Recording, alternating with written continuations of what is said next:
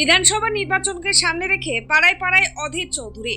অগ্নিকাণ্ডে ক্ষতিগ্রস্ত পরিবারের পাশে প্রাক্তন সাংসদ ও কান্দি বিধানসভার সম্ভাব্য প্রার্থী শমীম রানা এলেন জীবন্তীতে।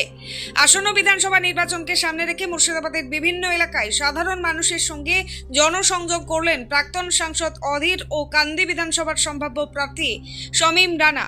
মঙ্গলবার বিকেলে কান্দি বিধানসভার অন্তর্গত জীবন্তীর বালি মাঠপাড়া গ্রামে গিয়ে এক অসহায় পরিবারের সঙ্গে দেখা করেন।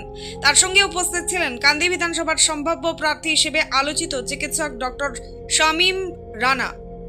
উল্লেখ্য, কয়েকদিন আগে জীবন্তীর বালি মাঠপাড়া গ্রামে একটি ভয়াবহ অগ্নিকাণ্ডের ঘটনা ঘটে। স্থানীয় বাসিন্দারা মাঞ্জারুলের গোয়ালঘরে হঠাৎ আগুন লাগলে আগুনে পুড়ে মারা যায় দুটি গরু, একটি বাছুর ও 4টি ছাগল। আগুন নেভানোর চেষ্টা করতে গিয়ে 4 জন গ্রামবাসীও আহত হন। ঘটনায় গোটা এলাকায় শোকের ছায়া নেমে আসে। এই ঘটনার পর ক্ষতিগ্রস্ত পরিবারের খোঁজখবর নিতে এবং তাদের পাশে দাঁড়াতেই এদিন সেখানে যান অধীর চৌধুরী এবং ডক্টর শমীম। মঙ্গলবার বিকেলে তারা পরিবারের সদস্যদের সঙ্গে কথা বলেন এবং সাহায্যের আশ্বাস দেন।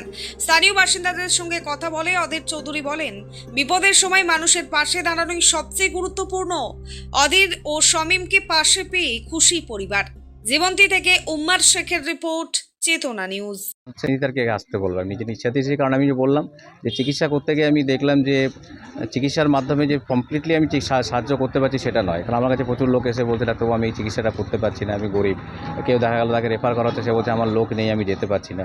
তো আমি চোখের সামনেই দেখছি যে একটা মানুষ, আমি চোখের সামনেই দেখছি যে একটা মানুষ শুধু পয়সার অভাবে কিংবা সহযোগিতার অভাবে হয়তো দুটো লোক থাকলে তাকে হয়তো বড় জায়গায় চিকিৎসা করতে নিয়ে যেতে পারলে সে ভালো হতো। সেই যে ইনকমপ্লিটনেস থাকছে, আমি নিজেও হেল্পলেস, শুধু চেম্বারে বসে হয়তো একটু বিনা পয়সা দেখে দিলাম বা দুটো ওষুধ দিয়ে দিলাম, এর বাইরে আমি আর বেশি কিছু করতে পারছিলাম না। তো আমার মনে হলো যে রাজনীতি জগতে এলে আমি আরও অনেক বড় সুযোগ পাবো, যেই রোগগুলোকে আমি আমার চেম্বারের বাইরেও আমি সাহায্য করতে পারবো। সেই কথা ভেবেই আমি রাজনীতিতে যোগ করেছি এবং নিজের স্বতঃস্ফূর্ত এটা সিদ্ধান্ত। সর্বভারতীয় দল কংগ্রেসের হয়ে প্রার্থী হয়েছেন, কেমন লাগছে? অবশ্যই ভালো। আমরা এরকমই একটা প্ল্যাটফর্ম চাইছিলাম যেখানে একটা এমন একটা দল যেটা ভারতের স্বাধীনতা সংগ্রামে অংশগ্রহণ করেছে, সেই মতো দলের একটা আমি প্ল্যাটফর্ম ভারতের অংশ হতে পেরেছি। এটা আমার কাছে বিশাল একটা গর্বের ব্যাপার। সেই সুযোগ আমাকে অধীর রঞ্জন চৌধুরী আমাকে দিয়েছেন, সেটা আমি বিশাল কৃতজ্ঞতার প্রতি। যে আমি যে উদ্দেশ্যে রাজনীতিতে এসেছিলাম সেটা প্রথম স্টেপটা আমি আশা করছি যে আমি সঠিক ফেলেছি। আজকে জীবন্তীর এই বালিমাঠ পাড়া কি উদ্দেশ্য স্যার? আমি এসেছিলাম বহরমপুরে একটা সভায় যোগ দিতে। তো আমি যাওয়ার পরে আমি হায়দ্রাবাদের কাছ থেকে শুনলাম যে এরকম দুটো বাড়ি এখানে পুড়ে গেছে, তারা খুব অসহায় অবস্থায় আছেন। সেই জন্য আমি যাওয়ার পথে তার সঙ্গে একটু সমবেদনা জানানোর জন্য আমি এলাম। লাগলো সাহস দিলে, আশ্বাস দিলে, বললে যে দেখা গেল সব চালা পুড়ে গেছে। তা দেখলে বাড়িতে যা ছিল কড়াই হাঁড়ি সব পুড়ে গেছে। গরু 4টা গরু পুড়ে গেছে, একটা ছাগল পুড়ে একসাথে মারা গেছে। দিয়ে আবার তখনি 2টা গরু আবার মারা গেল। আবার একটা গরু আছে, তাও এটাও নাই, আশা নাই, গা একবারে পচে গেছে। আর ছেলে পুড়ে গেছে, আমার 17 বছরকার মেয়ে পুড়ে গেছে, 20 বছরকার ছেলে পুড়ে গেছে, আমি পুড়ে গেছি, আমার যা পুড়ে গেছে, কেউ ছিল না। মানে 7টার সময় আমরা ইফতার করে আমরা এবার তারাবি যাবো বলে আমরা ঠিকঠাক করছি, এদিকে আগুন লেগে গেছে, কীভাবে আমরা জানতে পারিনি। দিয়ে এবার আমরা দৌড়ে আসছি, তাড়াতাড়ি সব ধরে গেল। এবার আমরা মোটর জুড়ে পানি দিয়ে লিভাতে পারছি, তা লিভাতে পারছি না। আগুনটা মুখে এসে পড়লো, আমার বাছুরটাকে তুলতে যেয়ে তাও পারলাম না, মুখে চলে এলো আমার আগুন। আমার ছেলেও বাহির করতে পারলো না, আমার ছেলেও পুড়ে গেলো, আমার মেয়েও পুড়ে গেলো, আমি পুড়ে গেলাম, আমার একটা যাও পুড়ে গেলো।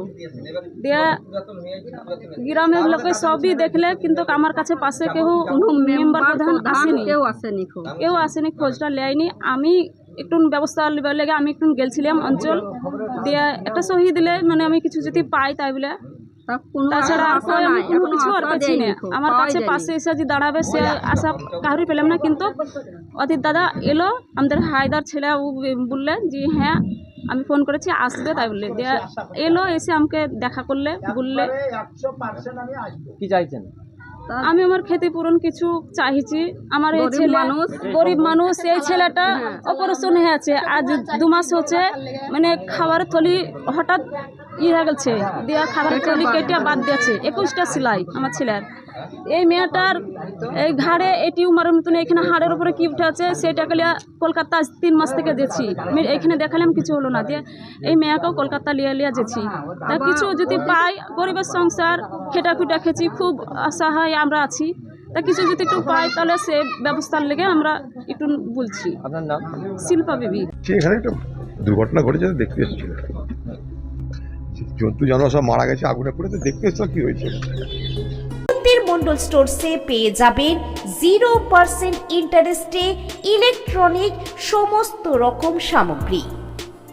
কান্দের জীবন্তীতে এই প্রথম মন্ডল স্টোরস নিয়ে এসেছে নামি দামি কোম্পানির fridge, TV, washing machine, pressure cooker সহ ইলেকট্রনিক যাবতীয় সামগ্রী।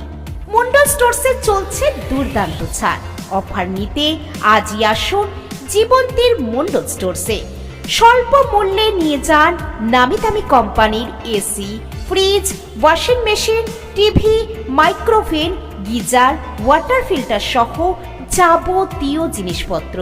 মনে রাখবেন, এই সুবর্ণ সুযোগ হাতছাড়া করবেন না। আজই আমাদের ঠিকানা মন্ডল স্টোরস, জীবন্তী, কান্দি, মুর্শিদাবাদ। আমাদের যোগাযোগ নাম্বার 8597123244। ধন্যবাদ।